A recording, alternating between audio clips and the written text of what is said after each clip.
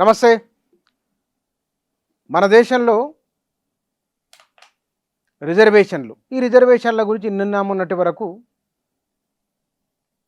అందరూ మాట్లాడిన వారు ఏదో రూపంలో.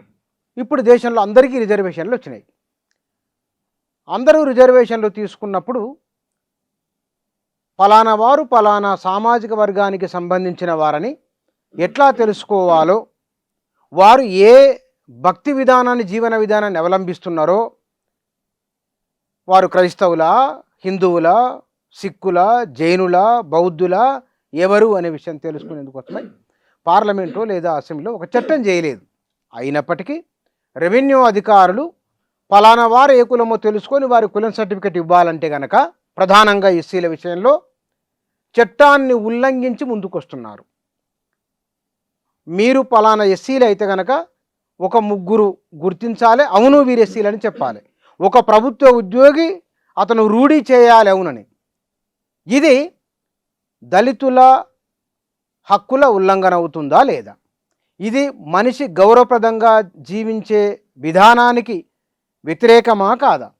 ఇది భారత రాజ్యాంగం పౌరులకు ప్రసాదించిన గోప్యత హక్కుకు భంగకరమా కాదా? ఇది మొత్తంగానే జీవించే హక్కును హరించడమా కాదా? వీటి గురించే మనం మాట్లాడదాం.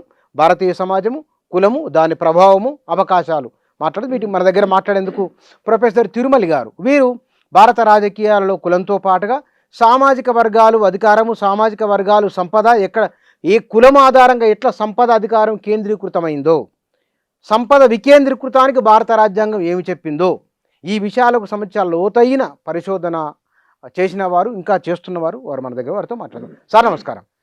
సార్, కులం సర్టిఫికెట్ల జారీ విషయంలో రెవెన్యూ అధికార యంత్రాంగ వ్యవహార శైలి పట్ల మీ వ్యాఖ్య ఏమిటి? కులం సర్టిఫికెట్లు కులాలు యాక్సెప్ట్ చేసిన తర్వాత రాజ్యాంగ సభలో కులం సర్టిఫికెట్లు ఆయా రాష్ట్ర ప్రభుత్వాలు ఇవ్వాలి అని చర్చకు వచ్చింది. ఆయా రాష్ట్ర ప్రభుత్వాల్లో ఎస్సీ కమిషన్లు కానీ, ఎస్సీ కార్పొరేషన్లు కానీ, ఎస్సీలకు సంబంధించినటువంటి ఆర్గనైజేషన్లు, ఎస్టీలకు సంబంధించినటువంటి ఆర్గనైజేషన్లు పెట్టి వాళ్ళ ద్వారా కాస్ట్ సర్టిఫికెట్ ఇవ్వాలి అనుకున్నారు. మొదలు రాజ్యాంగ సభలో అనుకున్నారు. అయితే ఈ కాన్స్టిట్యూషనల్ బాడీస్ ఇప్పుడు ఎస్సీ ఆర్గనైజేషన్లో ఇవి పెడతారు, కమిషన్లో ఇవి పెడుతున్నారు కదా, అవి ఇంకా అప్పటికి రాలే. అవి వచ్చిన తర్వాత మనం పెడదాము. ఇప్పటికీ ప్రతి గ్రామం కూడా రెవెన్యూ డిపార్ట్మెంట్ కింద ఉంది కాబట్టి కుల సర్టిఫికెట్లు ఇచ్చేటువంటి అధికారం రెవెన్యూ డిపార్ట్మెంట్ ద్వారా చేపిద్దాం. ఎందుకంటే ప్రతి విలేజ్ ఒక రెవెన్యూ డివిజన్లో ఉంటుంది అనుకున్నారు. ఆ రోజున రెవెన్యూ డిపార్ట్మెంట్కి ఊళ్ళో ఉన్నటువంటి వాడు పట్వారి. ఈరోజు ఒక గవర్నమెంట్ అధికారిని వేసినారు. కుల సర్టిఫికెట్ మనం అడిగేటప్పుడు మేము ఫలానా కులం అని మనం చెప్పినప్పుడు పటవారితోటి దాని మీద ఎస్ ఈయన కులం అని రాయించుకొని రాండి అన్నారు. 50s, 60s. ఆ పటవారి రాస్తాడు. రాసిన తర్వాత ఆర్ఐఓ ఎవరో ఉంటారు, రెవెన్యూ ఇన్స్పెక్టరు. అతను కూడా ఓ పటవారి మీద అతనికి తెలుస్తుంది, ప్రతి పటవారి వాళ్ళకి తెలుసు. ఆ పటవారి చెప్పింది నిజం అనుకుంటే నిజం అనుకుంటాడు, లేకపోతే ఎవరికి తెలవకుండానే ఆ గ్రామంలో పలానా ఆయన వచ్చిండయా, వాళ్ళకి అందరికి తెలుసు, దగ్గర పలానా వెంకయ్య కొడుకు వచ్చిండయా, ఆ వెంకయ్య కొడుకు ఎవరో ఉండినాయా ఆయన అని అడిగి తెలుసుకుంటారు. రెవెన్యూ ఇన్స్పెక్టర్ సర్టిఫై చేయాలి పటవారి. తర్వాత ఇక కాస్ట్ సర్టిఫికేట్ ఇస్తారు. ఇదంతా మనకు తెలియదు ఈ ప్రాసెస్ అందరూ. ఒక్కోసారి మన పటవారిని అడుగుతాం, పటవారిని నేను పోరాటడు, వాడు అధికారం ఆ దేశపోయి అక్కడ మన సర్టిఫికేట్ ఇస్తాం, వాళ్ళు మాట్లాడుకుంటారు. అప్పుడు ఉండేటువంటి ఆఫీసర్లకి మనం దేశ నిర్మాణం చెయ్యాలి అనేది ఉండేది. వీళ్ళకి రిజర్వేషన్ ఇచ్చారు, మనం తీసుకురావాల పైకి, వాళ్ళు ఇచ్చిన వాళ్ళు అందుకోనియండి, మనం ఎందుకు కాపాలా అనే పద్ధతిలో అడిగితే వెంటనే నేను ఫలానా అంటే వెంటనే కనుక్కుంటారు. ఫలానా కులం అంటే ఆ కులాన్ని ముందు లిస్టులో చూస్తారు. ఆ కులం ఉందా లేదా, వాళ్ళ దగ్గర గవర్నమెంట్లో లిస్ట్ ఉంటుంది, ఆ లిస్టులో ఉంది, ఆ లిస్టులో ఉందా, నీ లిస్టులో ఉంది అనేది ఆ రియల్గా ఆ కులమే ఎస్టాబ్లిష్ చేసుకోవడానికి విలేజ్ ఆఫీసర్ను లేకపోతే ఎవరినో వాళ్ళు అక్కడుండి అడగడమో లేకపోతే ఎవరన్నా వచ్చిన వాళ్ళని అడగడమో ఏదో చేసి ఆర్ఐ మాత్రం వాళ్ళకి లోయెస్ట్ ఆఫీసరు విలేజ్ నుండి అతను ఎస్ ఈ బిలాంగ్స్ టు సో కాస్ట్ అంటే సర్టిఫికేట్ ఇచ్చారు. అట్లా జరిగింది. ఆ రిజర్వేషన్స్ అన్నీ కూడా అలా జరిగింది. ఇంకో విషయం ఈ మధ్యన ఎటువంటి జరిగింది తెచ్చుకోవాల్సిన అవసరం ఉంది ఏంటంటే, రాజ్యాంగ సభ రిజర్వేషన్ ఇస్తున్నప్పుడు కులం ఉన్నది హిందూలోనే అని వాళ్ళు నిర్ణయించారు. అవును. మహాత్మా గాంధీ ముస్లిం పెద్దలను అడిగాడు, మీ మీ మతంలో కులం ఉందా, రిజర్వేషన్ ఇస్తున్నారు, మరి కులం ఎలా? ఒక హైదరాబాద్లో ఢిల్లీలో ఉంటాడు ఒక ముస్లిం పెద్ద ఒక ఆయన అడిగాడు, మాకు కులం ఉండదండి అన్నాడు. మా వాళ్ళు ఎవరో వాళ్ళ కులం ఏంటో మేము పట్టించుకోము, మా ముస్లిం అయిపోతే చాలు, మాస్క్ వస్తాడు, మేము కార్యక్రమాలు చేసుకుంటాం. అలాగే క్రిస్టియన్స్ని అడిగాడు, మేము నమ్మమన్నారు, మా కులం లేదు, మేము కులం పద్ధతిలో చూడం. కాబట్టి ఏంటంటే క్రిస్టియన్ ఎస్సీలని ముస్లిం ఎస్సీలు అనే కేటగిరీ లేదు. ఇది చాలామంది మధ్య డిబేట్ అవుతుంది, మనం తెలుసుకోవాల్సిన అవసరం ఉంది. కాబట్టి కులం అనేది హిందువులకే. అవును. హిందూపాలో ఉన్నటువంటి వాళ్ళందరూ కూడా వీళ్ళే. కానీ రెవెన్యూ డిపార్ట్మెంట్లో మొన్నటి దాకా కూడా నేను చదువుకునే వరకు కూడా ఎస్టీ కుర్రాడి పేరు చెప్పినా తండ్రి పేరు చెప్పినా తెలుస్తుంది లోకల్ ఆఫీసర్లకే. అతను క్రిస్టియన్ అయ్యాడా ఏమయ్యాడా అనేది వాళ్ళు పట్టించుకోలే. ఎంతోమందికి ఇచ్చేసినారు, సర్టిఫికెట్లు ఇచ్చేయటం ఇదంతా జరిగింది. అంత ఇదిగా ఈ రోజుకి వచ్చే వరకు లోయర్ లెవెల్లో ఉన్నటువంటి అఫీషియల్స్ అందరూ కూడా ఈ రీజనల్ పార్టీ అసోసియేషను లేకపోతే కాస్ట్ అసోసియేషన్తో సంబంధాలు కలిగి ఉంటున్నారు. అంతకుముందు ఉండే నేషనలిస్ట్ భావం గవర్నమెంట్ ఎంప్లాయీకి లేదు. ఇప్పుడు నేను నా దేశానికి సేవ చేస్తా అని అనుకోవటంలే, నా కులం ముఖ్యం అనుకుంటాడు. ఆ ఏరియాలో ఉన్న డామినెంట్ కాస్ట్కి సంబంధించిన వాడు అక్కడ ఆఫీసర్ ఉంటాడు నార్మల్గా. సో అతను ఏం చూస్తాడంటే, ఎందుకు ఇవ్వాలా, ఎన్నాళ్ళు ఏళ్ళకి ఇవ్వాలా, అది వాళ్ళకి ఒక వచ్చింది. వాళ్ళకి సాధ్యమంత వరకు ఇబ్బంది పెడతారు. 3-4 ఏళ్ళు లేట్ చేశారనుకోండి, వచ్చిన సీటు పోద్ది, ఇబ్బంది పెడతారు, నాశనం చేయడం లెక్కన. అంతే. దాని రిజర్వేషన్ ఇవ్వడం అంటే ఎన్నాళ్ళు ఇస్తాం ఇంకా, వాళ్ళ ఇంటికి వాళ్ళు ప్రైవేట్గా మాట్లాడతారు, ఎన్నాళ్ళ రిజర్వేషను ఇచ్చినాం, కొన్నాళ్ళు అయిపోయింది కదా అంటారు. అదే 50s 60s లేరు, వీళ్ళు పైకి రావాలి కదా పాపం అనుకునేవాళ్ళు. ఆ చైతన్యం పోయింది, కుల చైతన్యం వచ్చింది ఇప్పుడు ఆఫీసర్. ఇప్పుడు అందరికి వచ్చింది కదా. అదే అందరికి వచ్చింది, రిజర్వేషన్ అందరికి వచ్చింది కదా, ఆఫీసర్కి అలాగే వచ్చింది. ఈడబ్ల్యూసీ రిజర్వేషన్ వచ్చిన తర్వాత అసలు మనం అందరం తెలుసుకోవాలా, ఈ ఈడబ్ల్యూ అనేటువంటి మాట జవహర్లాల్ నెహ్రూ రేజ్ చేశాడు రాజ్యాంగ సభలో. ఏమన్నాడంటే, ఇప్పుడు మీరు పేరు పెట్టండి బీసీఎల్, ఎస్సీఎల్ ముందే అయిపోయింది. 1937లోనే ఎస్సీ ఎస్టీ అన్న మాట వచ్చేసింది. ఎవరు పెట్టి? అంబేద్కర్ పెట్టండి. అంబేద్కరే కదా ఎస్సీ ఎస్టీ అని 1935 యాక్ట్లో 95 యాక్ట్లో వచ్చి షెడ్యూల్డ్ కాస్ట్ షెడ్యూల్డ్ ట్రైబ్ అనేది వాళ్ళ పేర్లు చెప్పేశారు. లీగల్ నేమ్ అది, సోషల్ నేమ్ కాదు. సోషల్ నేమ్ కాస్ట్ పేరు, చట్టపరంగా వాళ్ళకు ఉంది. వీళ్ళు బీసీలు అనేటువంటి వాళ్ళు వచ్చినప్పుడు వీళ్ళు ఎవరు? ఇప్పుడు ఎస్సీ ఎవరు? అన్టచబుల్. ఎస్టీ ఎవరు? అడవుల్లో ఉండేటువంటి వాడు, గుడ్డలు కట్టుకోకుండా సివిలైజేషన్ లేకుండా ఉన్నవాడు, వాడు క్లియర్. మరి బీసీలు ఊళ్ళల్లో మిగతా వాళ్ళతో అందరు కలుస్తూ ఉంటున్నారు. కాబట్టి వాళ్ళని ఏమనాలి? బీసీ అనే ఆర్టికల్ రాసేటప్పుడు ఏమందాం, బీసీ అంటే ఏంటి, ఏమని పెడదాం? అంబేద్కర్ బ్యాక్వర్డ్ క్లాస్ అన్నారు కదా, అదే పెట్టారు. అప్పుడు అందుకోసం వాళ్ళు ఏమన్నారంటే సోషల్లీ ఎడ్యుకేషనల్లీ బ్యాక్వర్డ్ అనే మాట వాడారు. వాడింది ఎవరిది? రాజ్యాంగ సభలో అందరూ చర్చించుకొని సోషల్లీ ఎడ్యుకేషనల్లీ బ్యాక్వర్డ్. అప్పుడు జవహర్లాల్ నెహ్రూ అన్నాడు ఎకనామికల్లీ బ్యాక్వర్డ్ అని కూడా పెట్టండి అన్నాడు. సోషల్లీ ఎడ్యుకేషనల్లీ ఎకనామికల్లీ బ్యాక్వర్డ్ అని పెట్టండి అంటే అందులో ఒక ఆయన, నేను అనుకుంటా ఆయన తమిళనాడు అనుకుంటాను, తమిళనాడు నుంచి ఒక మెంబరు ఎకనామిక్ బ్యాక్వర్డ్ అనే మాట ఒక చెప్తే, ఓ బ్రాహ్మడు నాకు ఇల్లు లేదు వాకిల్లు లేదు అని వస్తాడు, ఆయనకి రిజర్వేషన్కి ఎలిజిబుల్. అసలు ఈ చర్చ జరిగిపోయింది ఆల్రెడీ, ఇప్పటికే అయింది 75 అని ఎవరు జవహర్లాల్ నెహ్రూ నూరు మూసుకున్నాడు. అప్పర్ కాస్ట్లో ఉన్నటువంటి పూరు రిజర్వేషన్కి ఎలిజిబుల్ అవుతారు ఆ పదం పెడితే. పెడితే.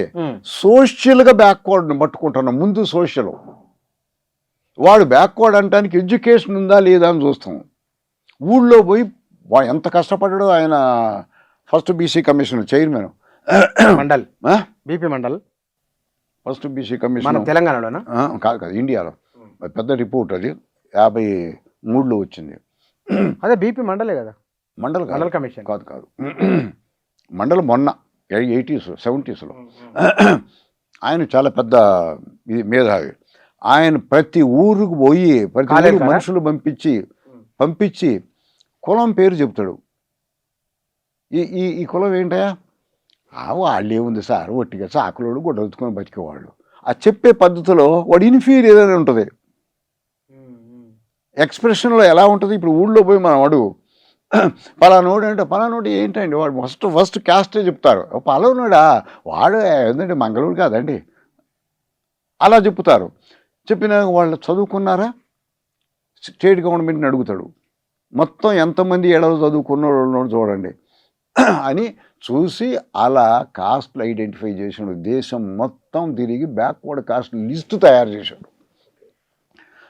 అది ఎంత గొప్ప విషయం అది.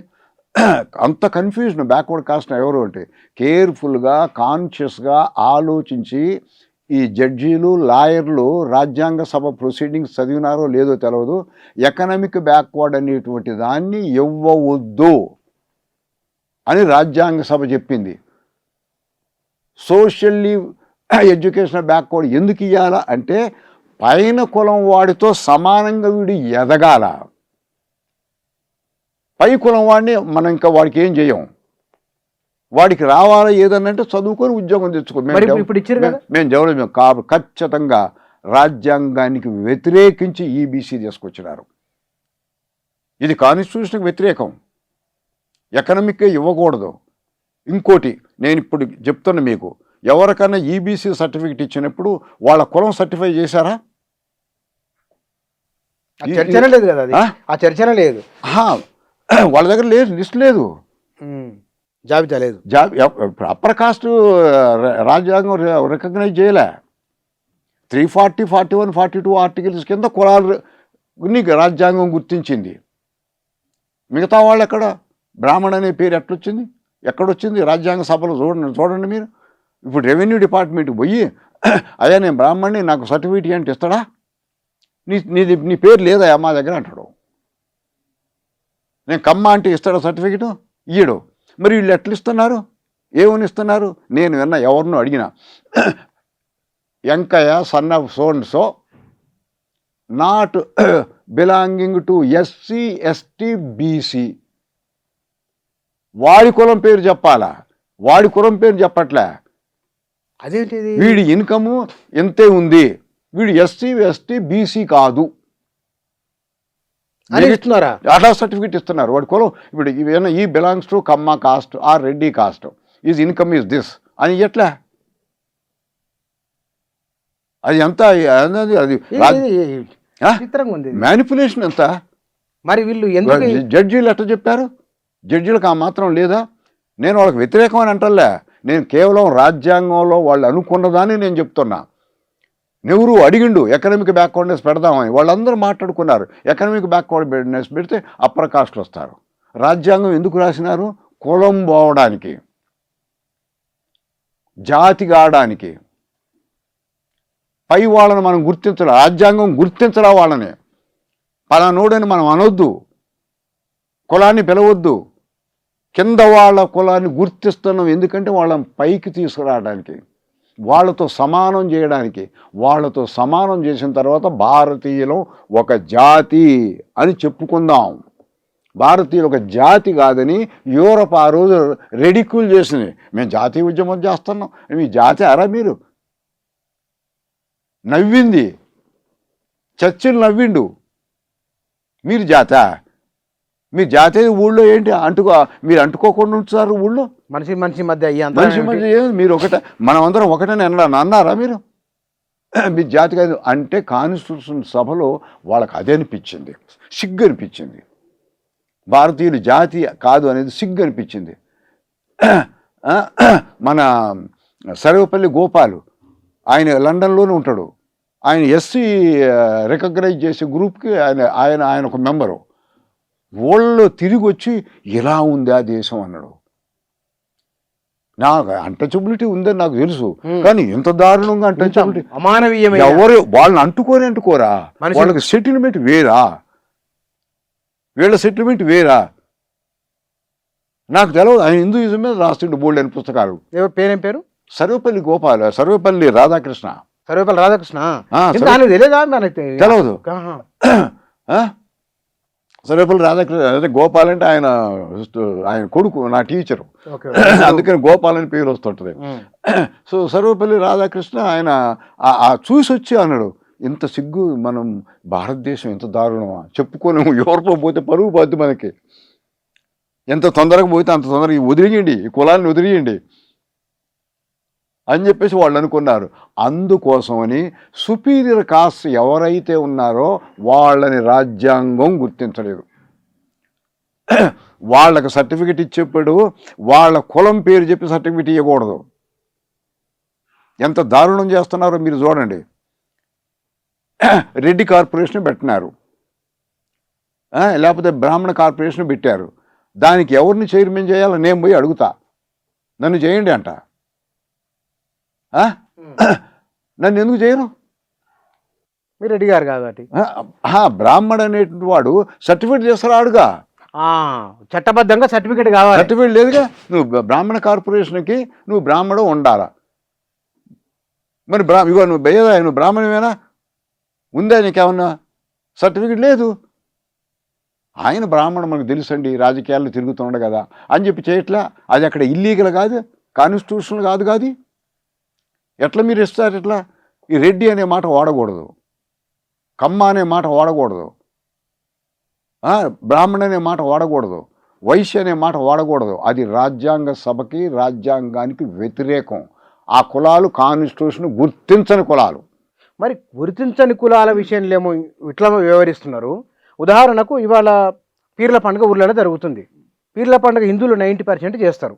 అంటే వాళ్ళంతా మతం మారినట్లే. ఇప్పుడు ఈ తెలంగాణ రెవెన్యూ అధికారుల లెక్క ప్రకారం చూస్తే కాదు, వాళ్ళు అంటున్నారు, నువ్వు ఆ రోజు అటు నుంచి నడుచుకుంటూ వెళ్ళిపోయినావు కదా, చర్చి ముందు నుంచి, నువ్వు దర్గా నుంచి నడుచుకుంటూ వెళ్ళినావు కదా, మేము నమ్మవు నిన్ను, నువ్వు గవర్నమెంట్ అధికారి ముద్ర తీసుకొని రా, 10 మందితో ఎంక్వైరీ తీసుకొని రా, అప్పుడు మేము నమ్ముతాం, లేకపోతే మేము నమ్మం అంటున్నాం. అది వాళ్ళు పోయినంత మాత్రంలో వాళ్ళకి ఆ భావన ఉంది. ముస్లిమ్స్ కూడా హిందూ పండుగలో పార్టిసిపేట్ చేస్తారు. హిందువులు కూడా ముస్లిం పండుగలకు పార్టిసిపేట్ చేయడం అది కామను. కానీ అది వాళ్ళు గుర్తించలేదు. కామను. అలా పోయినందుకు అనడానికి వీల్లేదు. భర్త ముఖ్యం. నువ్వెక్కడ పుట్టినవు, ఆ మతంలో పుట్టినవా లేదా, అది ముఖ్యం. అంతేకాదు, హైదరాబాద్ యూనివర్సిటీలో ఒక స్టూడెంట్ చనిపోయాడు చూడండి. అవును. తండ్రి ఒడెరా కదా, తల్లి ఎస్సీ. ఇతను ఎస్సీ బస్తీలో తల్లితో పాటు పెరిగిండు పిల్లాడు. అన్నీ అతనికి ఎస్సీ లక్షణాలు, ఎస్సీ పద్ధతిలో. అంటే ఆయన ఉన్నాడు కదా అక్కడ, తల్లి ఆమె కాబట్టి అక్కడే ఉన్నాడు, తల్లితో పాటు అక్కడ ఉన్నాడు. సో తర్వాత కోర్టు వరకు పోయింది, అతను ఎస్సీ కాదని ఆర్గ్యుమెంటు. కోర్టు చెప్పింది ఈ కండిషన్స్ ఆఫ్ లివింగ్ ముఖ్యం అంతే. ఎస్సీలో పెరిగాడు, తండ్రి ఒడ్డరే అనుకోండి, తల్లి ఎస్సీ, తల్లి కండిషన్స్లో పెరిగాడు కాబట్టి అతను ఎస్సీ సర్టిఫికేట్ లీగల్ అని చెప్పింది. అట్లా ఆ కండిషన్స్, ఏ కండిషన్లో పెరిగాడు అనేది ముఖ్యం. అదే మాట ఎస్సీ కొడుకున్నాడు, ఎస్సీ అతను కొడుకున్నాడు అనుకోండి, మంచి హయ్యర్ కండిషన్లో పెరిగిండు అనుకోండి, ఎస్సీ సర్టిఫికేట్ ఇవ్వకుండా ఉండటానికి వీల్లేదు. బై బర్త్ ఇతను ఎస్సీ. అది రాజ్యాంగ విరుద్ధం, రాజ్యాంగ విరుద్ధం. ఇది వీళ్ళందరూ నేర్చుకోవాలా, తెలుసుకోవాల్సిన ఇష్టం వచ్చినట్టు కులాలను ప్రోత్సహిస్తున్నారు. కులాలను ప్రోత్సహించకూడదు, కులం మాట చెప్పకూడదు అనుకున్నారు. ఎంక్వైరీ చేస్తున్నారు అంటే ఫీల్డ్కి వచ్చి ఎంక్వైరీ చేస్తున్నారు వాళ్ళు. అవును, అంతే. అసలు పెద్ద ఎంక్వైరీ లేదు. ప్రతి ఊళ్ళో ఒక విలేజ్ ఆఫీసర్ ఉంటాడు, ప్రతి ఊరి కింద ఒకడు ఉంటాడు. వాడికి తెలుసు ఈయన ఎవరో, ఆ ఊరి నుంచి వస్తే. అంతేకాదు, మన సిటీలో కూడా తెలుసు. సిటీలో కూడా మున్సిపల్ ఆఫీసర్ల కింద ఉంటాం మనం. సో ఇవన్నీ తెలిసిన వాళ్ళు అట్లా అడగడానికి అయితే వీలు లేదు. అది హ్యూమిలియేట్ చేయటం, ఇయ్యొద్దు అనుకోవటం, వాడి సీటు పోయేటట్టు చూడటం, అదే కుట్ర. అది అసలు వాళ్ళ మీద కేసు పెట్టాలి. వాళ్ళ మీద కుట్ర చేస్తున్నారు, ఇవ్వకుండా ఉండటానికి కుట్ర చేస్తున్నారు. నేను కూడా ఎవరో విన్నాను, ఆమె ఎవరో ఉంది కదా, నిజామాబాద్లోనే ఎక్కడో కలెక్టర్ చేసింది ఇప్పుడు, సీఎం ఆఫీసులో ఉండేది. ఆమె టికెట్లు ఆమె ఇవ్వట్లేదని చెప్తే నేను ఒకసారి పోయిన కలవలే, వీళ్ళకి సంచార జాతులు ఇయ్యట్లే. వాళ్ళు ఏమంటున్నారు సంచార జాతులు, ఈసారి ఇక్కడ కులం చెప్పిండు, ఈ రోజు ఉన్నాడు, రేపు ఉన్నాడుగా, రేపు కూడా కులమేడికి పోతుంది, ఎక్కడికో పోతాడు, ఎక్కడ పోతాడో తెలియదు, ఇక్కడికి వచ్చి చెప్పిండేమో, ఎట్ట మాకు ఎలా తెలుసుద్ది అని చెప్పేసి మాట్లాడుతున్నారు. మాట్లాడితేనే వాడు బతుకు కనపట్లేదా అనే నీకన్నా, కళ్ళు ఉన్నాయి కదా, వాడు అసలే తిరుగుతున్నాడు అని చెప్తుండా, వాడికి అసలు కులం ఇంకో కులం చెప్పడం అనే తెలివే కూడా వాడికి లేదు. వాడి కులమే వాడు చెప్తాడు, నువ్వు సాటిస్ఫై అవ్వలేవా అని నేను దగ్గర పోలీస్ స్టేషన్లో అడిగిన, మీకు తెలుసా అండి ఇట్లా సంచార జాతులు, మాకు తెలుసా అండి, వాళ్ళు వస్తారు, వాళ్ళు దొంగలు. పోలీసు ఆయన చెప్పి దొంగతనం చేసి బతుకుతారు, అక్కడ ఉన్నారుగా. ఈజీగా పోలీసు వాళ్ళు ఐడెంటిఫై చేసినారు, రెవెన్యూ డిపార్ట్మెంట్ ఐడెంటిఫై చేయరా? వాళ్ళకి ఇష్టం లేదు, వాళ్ళకి సోషల్ వెల్ఫేర్ లేదు, ఆఫీసర్కి కింద ఆఫీసర్ సోషల్ వెల్ఫేర్ అనేది లేదు, ఆ దృష్టి ఉండాలి, ఆ దృష్టే లేదు. కాబట్టి ఏంటి రకరకాల ఇబ్బందులు పెడతా ఉంటారు. అదే వీడు చూడండి, మిగతా వాళ్ళు పోతే చూడండి వెంటనే వాడికి లోయర్ ఇన్కమ్, ఆ ఇన్కమ్ అంతా ఎవడు రాస్తాడండి? గవర్నమెంట్ ఉద్యోగం అయితే ఇన్కమ్ పక్కా. ఊళ్ళో ఉన్నవాడు ఇన్కమ్ సర్టిఫికేట్ తీసుకురమ్మంటే ఈ సంవత్సరం పంటలు అయిపోయినాయి, నాది ఇగో ఇదే ఇన్కమ్ అంటాడు. వాడు ఆ ఇన్కమ్ సర్టిఫికేట్ ఎవడిస్తాడు? వాడే ఇస్తాడు. ఎంఆర్ఓ ఆఫీసులోనే వాడికి ఇన్కమ్ సర్టిఫికేట్ ఇస్తారు, ఆ ఇన్కమ్ బేస్ మీద కాస్ట్ సర్టిఫికేట్ అడుగుతాడు. వీళ్ళు ఏమంటారు సార్ అంటే, ఎవరన్నా ఒక ఎస్సీనో ఎస్టీనో ఎవరన్నా అడిగితే కనుక, మేము ఎంక్వైరీ చేయకుండా సర్టిఫికెట్లు ఇస్తే పలానా వారు చర్చికి వెళ్తున్నారనో, పలానా వారు మరో మతంలో పూజలకు వెళ్తున్నారనో మాకు ఫిర్యాదులు వస్తున్నాయి, మా ఉద్యోగాలు పోతున్నాయి అంటారు. ఉద్యోగాలు పోవడం కూడా ఏ బేసిస్ మీద ఉద్యోగం తీసేస్తారు? అసెంబ్లీ చట్టం చేయలేదు, పార్లమెంటు చట్టం చేయలేదు, ఉద్యోగం తీసేస్తారా? ఉద్యోగం పోయే పని లేదు, అంతకంటే ఎక్కువ కోర్టు సంపాదిస్తుంటేనే ఉద్యోగాలు పోవటాలు. ల్యాండ్ సర్వే ఇంట్లో 100 కోట్లు దొరికిన పేపర్ల వార్త వచ్చింది, దానికి ఉద్యోగాలు అంత తేలిగ్గా పోవు. 100 కోట్లు వచ్చినా కూడా వాడు ఒకటిగా సస్పెండ్ అవుతుంది, మళ్ళీ రీఎంప్లాయ్మెంట్ కూడా అంత తేలిక గవర్నమెంట్ ఎంప్లాయీకి పోదు. వాడు ఇవ్వదలుచుకోవాలి, అది వాడి బర్త్ ఏంటనేది చూసుకోవాలి. అంతేగాని వాడు చర్చికి పోయేతాడో ఎక్కడో పోయేతాడో నీకెందుకు అయ్యండి? నీకేం పని? వాడి పేరును చూసి ఒక్కోసారి అనుమానం వద్దే, ముస్లిం పేరు లేకపోతే క్రిస్టియన్ పేరు ఉన్నటువంటి వాళ్ళ మీద వాళ్ళకి అనుమానం వస్తుంది. వాళ్ళకి అలాంటప్పుడు ఏంటంటే అక్కడ ఉండేటువంటి తండ్రి తెలుస్తుంది కదా, తండ్రి కులం తెలుస్తుంది, తండ్రి వే ఆఫ్ లైఫ్ తెలుస్తుంది. తండ్రి చెప్తాడు నా కులం ఇదే అంటాడు తండ్రి. అంతేకాదు పక్కన వాడు చెప్పడు, ఇంటి పక్కన వాడు చెప్పరు. రెవెన్యూ వాడు పోతే ఇంటి పక్కన సేమ్ ఇంటి పేరు ఉన్న సర్టిఫికేట్ ఒకటి పెట్టండి ఇస్తామంటారు. అవును, అది పెట్టినా ఇవ్వట్లే. అంటే ఇది చాలా ఇబ్బంది పెడుతున్నారు. అంటే రెవెన్యూ డిపార్ట్మెంట్ మనోధర్మాన్ని అమలు చేస్తున్నట్లేనా? అంతే, దాదాపు అంతే. వాళ్ళు ఇవ్వదలుచుకోలే, ఎంత వీలైతే అంత ఏడిపిస్తారు. హింస ఫైనల్గా ఇవ్వాలని కూడా ఎప్పుడో ఇస్తారు, కానీ వాడికి ఒక సంవత్సరం పోయేటట్టు చేస్తారు. అంటే ఇది ఒక ప్రణాళికబద్ధంగా వీళ్ళు కుట్ర చేస్తున్నట్లే. వాళ్ళకి లోపల కుళ్ళు ఉంది. వీడికి రిజర్వేషన్లో మెడికల్ సీట్ వచ్చింది, నా కొడుకు రాలే, నా కొడుకు బాగా చదివిండు, నా కొడుకు రాలే, వీడికి వచ్చింది చూడు. ఆ విధంగా గవర్నమెంట్ ఎంప్లాయీగా ఆలోచించట్లే. కింద ఉన్న వాళ్ళు మొత్తం కూడా అదే అనమాట. ఆ పిల్లల్లోని పోటీలు పడతారు, ఈ పిల్లాడిని ఆ సంవత్సరం సీట్ రాకుండా ఉండేది చూస్తారు. అది కుట్ర. వాడికి సీట్ రాలేదనుకోండి, అది తర్వాత ఓపెన్ చేసి ఇంకొకళ్ళకి ఇస్తారు. ఓకే కింద ఓపెన్ అయిపోద్ది అది. ఆ టైం వరకు వచ్చేయాలి రిజర్వ్డ్ కేటగిరీలో, రాకపోతే సీటు ఓపెన్ చేసేస్తారు, ఫిలప్ అవ్వకపోతే ఓపెన్ చేస్తారు. సో వీళ్ళకి ఆ సర్టిఫికేట్ ఇవ్వకుండా ఉన్నకో ఎవడు రాకపోతే అది ఓపెన్ అయిపోద్ది. అంటే ఒక జనరేషన్కు నష్టం జరిగినట్టు. అంతే కదా. అసలు ఓపెన్ చేయకూడదని ఉందట. మేము ఢిల్లీ యూనివర్సిటీ అడ్మిషన్లు చేసేటప్పుడు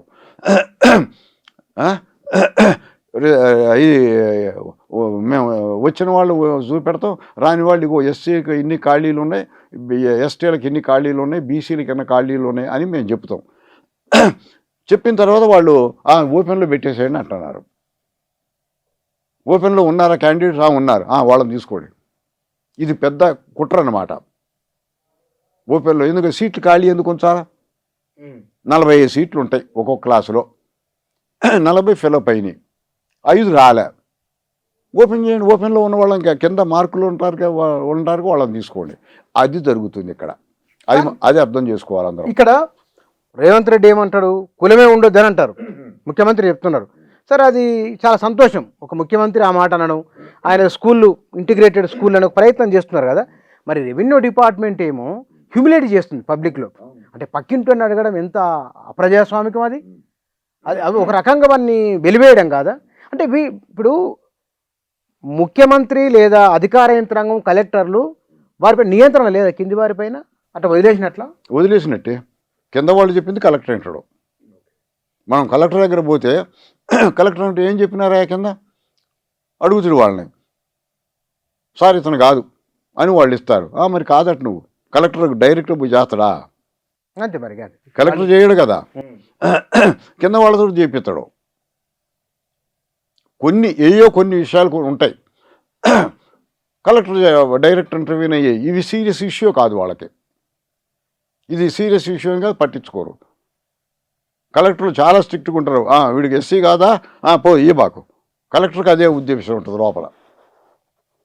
నువ్వు కాదంటున్నావుగా, కాదంటే ఈ బాకు ఇంకంతే. అది ఓపెన్ చేయాలి అనేటువంటి కుట్ర ఒకటి ఉంది లోపల, అది చాలామందికి తెలియదు. పిల్లలు రాకుండా ఉండాలి కాబట్టి వాడిని ఏడిపించి ఎప్పుడో ఇస్తారు. అడ్మిషన్ అయిపోయినా ఒకటి ఇస్తారు, వాడికి సంవత్సరం పోద్ది. ఈ మధ్యలో ఏదో ఎక్కడ దొరుకుతుంది, వేరేది ఏమో దొరికితే అటు పోతాడు. అదేనమాట. అది ఆ మెథడ్ అనేటువంటిది మనం కేర్ఫుల్గా ఆలోచించాలి. రిజర్వ్డ్ ఎన్నైనా కానీ బ్యాక్లాగ్ పోస్టులు అన్న మాట ఒకటి ఉంది. గత 4 ఏళ్ల బట్టి ఫిలప్ కాని సీట్లు ఓపెన్ చేయండి. 5 సీట్లు ఉన్నాయనుకోండి ఈ సంవత్సరం, వచ్చే సంవత్సరం 10 సీట్లు ఉన్నాయనుకోండి, ఆ తర్వాత ఇంకో 10 సీట్లు ఉన్నాయనుకోండి, అప్పటి వరకు ఫిలప్ కాలేదనుకోండి, ఆ సంవత్సరం 25 సీట్లు యాడ్ అవ్వాలి. బ్యాక్లాగ్, అదే బ్యాక్లాగ్ అంటారు. ఏది ఆ సంవత్సరమే చేయట్లే, ఖాళీలు ఫిలప్ చేయాలా, చేయట్లే. సో కాబట్టి ఏంటంటే కింద ఉండే ఆఫీసర్లో జాతీయ భావం నశించింది, ప్రభుత్వ భావం నశించింది, కుల భావం ఎంటర్ అయింది, ఆంకార భావం వచ్చింది. నేను గవర్నమెంట్ సర్వెంట్, నా డ్యూటీ ఇది, నేను చెయ్యాలనుకోవట్లే, సాధ్యమంత వరకు ఏడిపిస్తాను, హింసిస్తాను వాళ్ళను, అది అనేటువంటి భావన కింద ఆఫీసర్లకు వచ్చింది. లేదా డబ్బులు, ఇక ఎంత తిరగలేకపోతే కొంత డబ్బు ఇవ్వాలి, కొంత లంచం ఇవ్వాలి. అది కింద మాత్రం దారుణం ఉంది గవర్నమెంట్ యొక్క సర్వీస్. మీరు ఏ డిపార్ట్మెంట్, రెవెన్యూ తీసుకోండి, ట్యాక్స్ తీసుకోండి, మున్సిపాలిటీ తీసుకోండి, ఎలక్ట్రిసిటీ డిపార్ట్మెంట్ చూసుకోండి, డబ్బులు లేకుండా పని కావట్లే. ఎక్కడ అంతే, వాళ్ళంతా డబ్బు. ఎలక్ట్రిసిటీ మీటర్ కావాలంటే డబ్బులు. నేను ఇల్లు కట్టుకున్నా, రా కనెక్షన్ ఇవి అంటే కట్టు సార్ డిమాండ్ చేస్తారు. అంటే మనం చెప్తున్నాం 500 600 కట్టాలా ఇది డిపార్ట్మెంట్కి. కట్టిన తర్వాత వాడు వస్తాడు, ఇల్లు చూస్తాడు, ఇక్కడ నేను కడతాను, సరే మంచిది, కానీ మీటర్లు లేవు ఇప్పుడు, ఓ 2 నెలలు ఆగు అంటాడు. అరే అట్లట్లా నాకు కావాలి ఇప్పుడు, అంటే నేను ఇంట్లో గృహప్రవేశం చేయాలి, నాకు కరెంట్ కావాలా అని చెప్పేసి అన్నాం అనుకో, సరే మరి నేను మా పై ఇంజనీర్ గారిని మాట్లాడతా, నా ఎక్స్పీరియన్స్ చెప్తాను, పై ఇంజనీర్ గారిని మాట్లాడి కొంచెం నేను ఏదో చేపిస్తలే అని చెప్పేసి అంటాం. ఒక 50,000 ఇయ్యరాదయా? 50,000 ఇప్పుడు ఎవరు మీటర్ పోయినా 50,000 అడుగుతారు లంచం. అక్కడ డిఈ దగ్గర నుంచి ఈఈ, ఏఈ, లైన్ మ్యాన్, వీళ్ళందరూ షేర్లు. మీరు ఏ డిపార్ట్మెంట్ కన్నా పోండి, డబ్బులు ఏది పని కావట్లే. ఇక్కడ మరీ ఇది చాలా పెద్ద పని, సర్టిఫికేట్ అనేది చాలా పెద్ద పని, పర్మనెంట్గా ఉండే సర్టిఫికేట్ అది, జీవితాంతం ఉండే సర్టిఫికేట్ అది. దాని విలువ ఈ క్యాండిడేట్ కంటే వాళ్ళకి ఎక్కువ తెలుసు, అందుకే దాన్ని ఇవ్వకుండా ఇబ్బంది, నానా రకాల ఇబ్బంది పడతారు. కానీ సార్ ఇక్కడ ఎస్సీ ఎస్టీలకు ఎమ్మెల్యేలు ఉన్నారు, అధికార యంత్రాంగంలో ఉన్నారు, కానీ ఎమ్మెల్యేలు ఏం చేస్తున్నట్లు వీళ్ళు? అంబేద్కర్ 1955లోనే చెప్పిండు చనిపోయే ముందు. కాంశీరామ్కు పుస్తకం రాసిండు, స్టూజ్ పాలిటిక్స్ అని. స్టూజ్ అంటే చెంచా. మేము ఎస్సీ నాయకులకు రిజర్వేషన్ ఇస్తే మన వాళ్ళు అక్కడ అధికారం చలాయిస్తారు, కాబట్టి మేము రిజర్వేషన్ కావాలని నేను కోరుకున్నా. వీళ్ళందరూ ఆ ఎస్సీ టికెట్, ఎమ్మెల్యే టికెట్ కావడానికి ఆ డామినెంట్ పార్టీ దగ్గరకు పోయి దండం పెట్టుకుని నాకు టికెట్ ఇవ్వండి సార్ రిజర్వేషన్లో అని చెప్పి వచ్చి చెంచాగిరి చేస్తున్నారు. ఈ సీట్ ఎంత, ఈ బతుకెంత నాకు, నా ప్రజలు అని అంటలే అన్నాడు 54-55లో మీరట్ మీటింగ్లో. రిజర్వేషన్ ఫెయిల్ అయ్యింది అన్నాడు. కాన్షిరామ్ అది రాశాడు. స్టూజ్ పాలిటిక్స్ అని బుక్ రాశాడు. వీళ్ళందరూ స్టూజులు, చెంచాలు. ఒక్క ఆఫీసర్ని పోయి అడిగారా? నేను ఎమ్మెల్యేగా చెప్తున్నా, వీడి ఇంటి పేరు అది, నా ఇంటి పేరు ఇది, ఈ ఇంటి పేరు ఉన్న వాళ్ళకు మాకు మ్యాట్రిమోనియల్ సంబంధాలు కూడా ఉన్నాయి, మావాడే వీడు, ఈరానా ఎందుకు ఈరాయన మీకు సర్టిఫికెట్ ఆయన అడిగిండా? లేదు, దరిదాపులకే రారు వీళ్ళు దరిదాపులకే రారా? అడిగితే భయపడతారు, ఎందుకంటే వాళ్ళు ఆగ్రహిస్తారేమో. వాళ్ళు కింద ఆఫీసర్ని ఎమ్మెల్యే పోయి బెదిరి లేడా? నేను ఎవరినాయా, నేను ఎమ్మెల్యేని, ఎమ్మెల్యే నీకు తెలియదా, నాకు ఏం రిజర్వేషన్ రిజర్వ్డ్ కేటగిరీలో నేను రాలేదా, వాడు మా చుట్టం, నాకు తెలుసు, వాడి ఇంటి పేరు అది, నా ఇంటి పేరు ఇది, వీళ్ళ సంబంధాలు ఉంటాయి. ఇంటి పేరుతో సంబంధాలు వస్తాయి, ఉంటాయి. ఫలానా వాడి ద్వారా డైరెక్ట్ చుట్టం కాకపోతే ఇంకోవాడు వాళ్ళ చుట్టానికి చుట్టం అది ఉంటాయి. ఎన్నడని పోయారా వీళ్ళు? పోయి ఇట్లా అవ్వట్లేదు అని చెప్పేసి అనుకున్నారా? అసలు ఎవడు పట్టించుకుంటాడు? నిన్న వీళ్ళు టీచర్లు వచ్చారు. 8వ తారీఖు నాడు ఓపెన్ అయింది యూనివర్సిటీస్, కాలేజెస్. ఇప్పటి వరకు పాఠాలు లేవు, టీచర్ లేరు. ఇంతకుముందు సెషన్లో ఉన్న టీచర్లను తీసేసినారు. తీసేసి మళ్ళీ ఇంటర్వ్యూ పెడతామంటున్నారు. వాళ్ళు వచ్చినారు, నా 3 సార్లు వచ్చారు నా దగ్గరికి. నేను గవర్నమెంట్లో ఒక అధికారితో మాట్లాడాను, మెసేజ్ పెట్టా, ఇట్లా చేస్తారా మీరు? కాలేజీలు ఓపెన్ అయ్యే కంటే ముందు టీచర్ని రెడీ చేయాలా? అవును, మీరు ఇప్పటికే నెల దాటిపోయింది, క్లాసులు జరగట్లా, బోల్డంతమంది స్టూడెంట్స్ వచ్చారు, ఏంటి అంటే నాకు తెలియదు సార్, నేను ఖచ్చితంగా పట్టించుకుంటాను నాకు మెసేజ్ పెట్టిండు. ఈ ఎమ్మెల్యేలు ఈ విషయం పట్టించుకోవద్దు, ముఖ్యమంత్రికి చెప్పొద్దు. సార్ నాకు తెలుసు ఈ పిల్లలు ఉన్నారు, వాళ్ళు ఇయ్యట్లా లేదా, ఇక నుంచి ఏ ఎస్సీ క్యాండిడేట్ అయినా వాళ్ళకి తెలిసిన ఎమ్మెల్యేతో సర్టిఫై చేసుకొని పొమ్మను, మావాడే, బస్ వెంటనే ఇచ్చేయండి. ఆయన వాళ్ళు ఇవ్వరు. విషయం ఏంటంటే ఇప్పుడు ఇట్లా మనం ఏ ఎంఆర్ఓ ఆఫీస్కి వెళ్ళినా సరే జనం కుప్పలుగా వేచి చూస్తుంటారు వాళ్ళ కోసం, దయాదాక్షిణ్యాలు. నేను చదువుకునేటప్పుడు కోట పున్నయ్య గారి దగ్గర పోయినా. ఎవరైనా? కోట పున్నయ్య గారు ఎంపీ, పెద్ద ఫేమస్ మీ జిల్లాలో. ఖమ్మంలో ఇందిరాగాంధీ బాగా close, SC candidate, BA pass అయ్యింది ఆ రోజుల్లో ఎంపీ. ఎంత ప్రజాపక్షం అంటే చెప్పడానికి వీల్లేదు, గొప్ప నాయకుడు. నాకెవడో తెలియదు. స్కూల్లో పాస్ అయినా, పియూసీ పోవాలా అని ఆయన దగ్గరకు పోయినా. ఆయన పేరుంది కాబట్టి నాకు తెలుసు, ఆయన ఇల్లు తెలుసు. రోజు ఖమ్మంలో తిరిగేటప్పుడు కోట పున్నయ్య అని బోర్డు మీద ఉంది, ఎంపీ అని ఉంది, అంతే. ఆ పేరు చూసి నేను పోయిన తర్వాత సార్ కొంచెం నేను మాట్లాడాలన్నా. రా కూర్చో అన్నాడు. అప్పుడు నేను పిల్లగాండి, ఏ ఊరయ్యా మీద? ఫలానా ఊరు. ఏంటంటే సార్ నాది ఫలానా కులం సార్.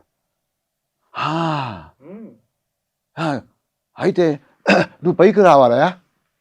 వెంటనే నాకు సర్టిఫై చేసిండు, వెంటనే సర్టిఫికెట్ రాసిండు.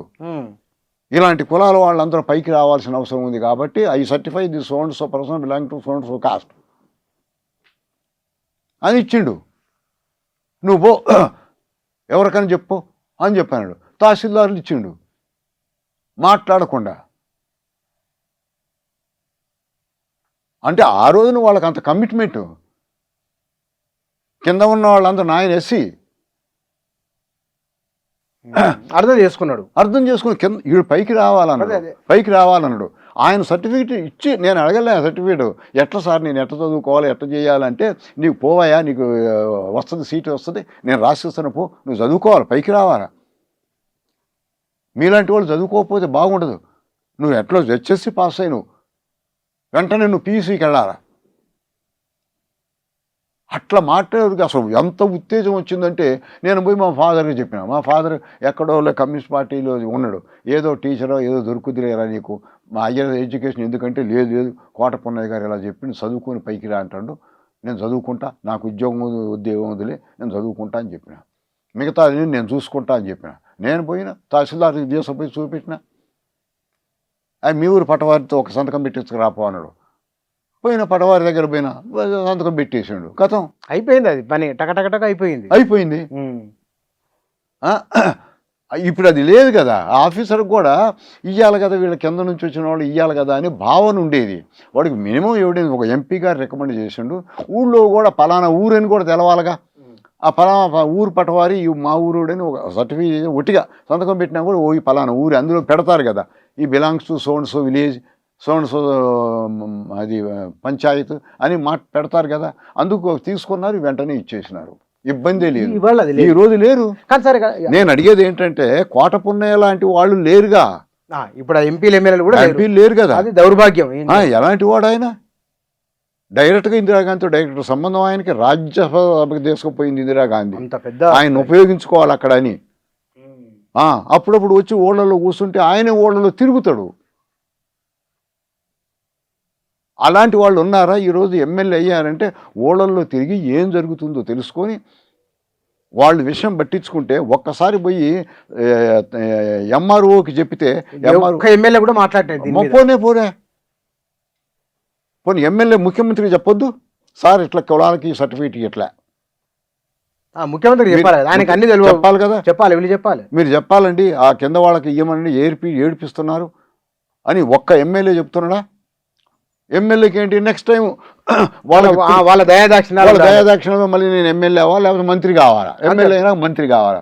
అట్లా మార్పు కింద వాళ్ళలో వచ్చింది. వీడు నా వాడే, కోట పొన్నయ్యకి నా కులం నాకు వేరు, కోట పొన్నయ్య వేరు, నన్ను ఓన్ చేసుకుంటూ నా మావాడే కిందోడు. విశాల దృక్పథం ఉన్నది కదా, అది ఉండొద్దు వీళ్ళకి. ఓ మాల ఎమ్మెల్యే ఉంటాడు, మాదిగ పిల్లగాడు వస్తాడు, లేకపోతే ఒక నొమాడిక్ ట్రైబ్ పోతాడు, రాజకనే వస్తాడు, వాళ్ళు వెంటనే ఏ ఊరే మీది, పలానా ఊరు, ఆహా అటనా అని వాళ్ళకి తెలుసు. ఆ ఊళ్ళో పరిస్థితులు, ఆ ఊళ్ళో ఎవరు ఉన్నారు ఏంటనేది తెలుసా. వెంటనే వాడు పోయి ఎంఆర్ఓ ఫోన్ చేస్తే చాలు, ఇదేంటి ఎట్లా ఏడిపిస్తానో మాట్లాడారా? అదే అన్నమాట. కానీ ఇక్కడ మీరు అంటే 2-3 విషయాలు గుర్తుంచుకోండి. ఎకనామిక్ బ్యాక్వర్డ్నెస్ అని సర్టిఫికెట్ ఇచ్చిన తర్వాత దారుణాలు జరుగుతున్నాయి. వీళ్ళకి ఇవ్వకుండా ఉంటే ఆ సీట్లు వాళ్ళకి పోతాయి. అది రాజ్యాంగబద్ధం కాదు. కులం లేకుండా సర్టిఫికెట్ ఇవ్వకూడదు, కులం లేకుండా సర్టిఫికెట్ ఇస్తున్నారు ఈ బీసీలకి. వీడు పలానా ఎస్సీ ఎస్టీగా అంటే 340, 41, 42 కిందకి రాడు. అదే ఇచ్చేది నెగిటివ్లో ఇస్తారా? తిరుమల ఎవరు అంటే బుచ్చన కాదు, ఆయన ఎవరో చెప్పాలి, చెప్పడం కాదు. అదే దాన్ని ఎవరు అడగట్లేదు, ఎవరు అడిగేవాళ్ళు లేడు. సుప్రీంకోర్టుకు తెలవదా? కాన్స్టిట్యూషనల్ ప్రొసీడింగ్స్ లో మాట్లాడుకున్నారు. కోర్టుకు తెలదా కులం ఉందని, కోర్టుకు తెలదా వ్యవస్థ తెలవదా? కోర్టుకు తెలకుండా మరి వీళ్ళు ఎంత దారుణంగా మార్చిపడేశారు. వాళ్ళ ఇష్టమే, మిగతా వాళ్ళకి ఇచ్చుకున్నారు, అయిపోయింది. ఇప్పుడు మొత్తం రిజర్వేషన్ ఇష్యూ తీసేసే దమ్ములు లేక వాళ్ళకి ఇచ్చేసిన ఎవరి విషయమేంత సార్ ఇక్కడ ఈ దేశంలో అందరూ రిజర్వేషన్ పొందుతున్న వాళ్ళే అన్నప్పుడు ఒక పర్టికులర్ ఈ పంచముల విషయంలోనే పగ ఎందుకు వీళ్ళకని ఇంకా తృప్తి చెందిన ఇక వద్దు, ఇచ్చాం 70 ఏళ్ళు, ఇంకెక్కడ ఇస్తాం? వాడి చేతుల నుంచి ఇచ్చినట్టుగా ఈ దేశ సమాజాన్ని నేను నిర్మించాలా, మార్చాలా, ఐక్యం చెయ్యాలా అనే జాతీయ భావం లేదు. జాతీయ భావం పోయింది, కుల భావం వచ్చింది. ఆఫీసర్లు అందరూ కులమే, కులం నీతే వచ్చింది. మీరు 50s, 60s బ్రహ్మాండమైన ఆఫీసర్లు, వాళ్ళ బయోగ్రఫీలు చదవండి, గొప్ప గొప్ప వారు, దేశ నిర్మాణం చేయాలా, పెద్ద అగ్రవర్ణాలైన ఎంత దయార్థ హృదయం. ఎవరైనా కిందవాడు కనపడితే చాలు, అరే రా రా ఎంకరేజ్ చేసేవాడు, చదువుకోవాలి రా రా, అట్లా చేయలే చాలా మంది. ఇప్పుడు ఎవడైనా నేను సార్ పలానా ఎస్సీనండి, సార్ లేవా ఏంటి చెప్పు, వ్యతిరేకత. నాతో చాలా మంది విషయం చెప్పారు, నాకు ఇట్లా జరుగుతున్నదని, మాకు ఎంఆర్ఓ ఆఫీసులలో చాలా అవమానాలు ఎదురవుతున్నాయి, వినట్లేదు వాళ్ళు, ఎంత చెప్పినా కూడా ఎవరు చెప్పాలని కూడా అర్థమైతే లేదు. ఇది చాలా మంది ఆవేదన.